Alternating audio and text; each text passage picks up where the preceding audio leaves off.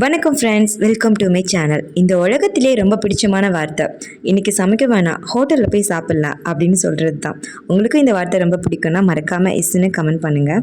அன்றைக்கி ஒரு நாள் அச்சன் கோவில் போயிட்டு ஃபால்ஸ்லலாம் குளிச்சுட்டு ரிட்டன் வந்துட்டு இருக்கும்போது ஹோட்டல் தேடிட்டு இருந்தோம். அப்போ தான் இந்த ஹோட்டல் கண்ணில் மாட்டிச்சு. புளியங்குடியில் இருக்கிற வெள்ளத்துறை ஹோட்டல் அப்படின்னு சொல்லிட்டு அதோட மெனுவே பார்த்தீங்கன்னா அதிரடியாக தான் இருந்துச்சு.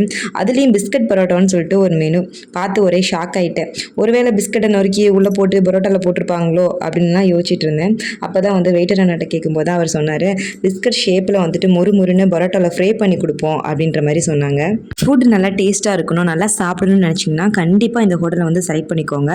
5 out of 5 கொடுக்கலாம். Ultimate taste. Sweet parotta, chilli chicken, green chicken சொல்லிட்டு எல்லாமே டேஸ்ட் பார்த்தோம். எல்லாமே நல்லாவே இருந்துச்சு. உங்கள் ஊரில் எந்த ஹோட்டல் பெஸ்ட்டு, எந்த ஹோட்டலுக்கு நீங்கள் அடிக்கடி போவீங்கன்னு சொல்லிட்டு மறக்காமல் கமெண்ட் பண்ணுங்கள்.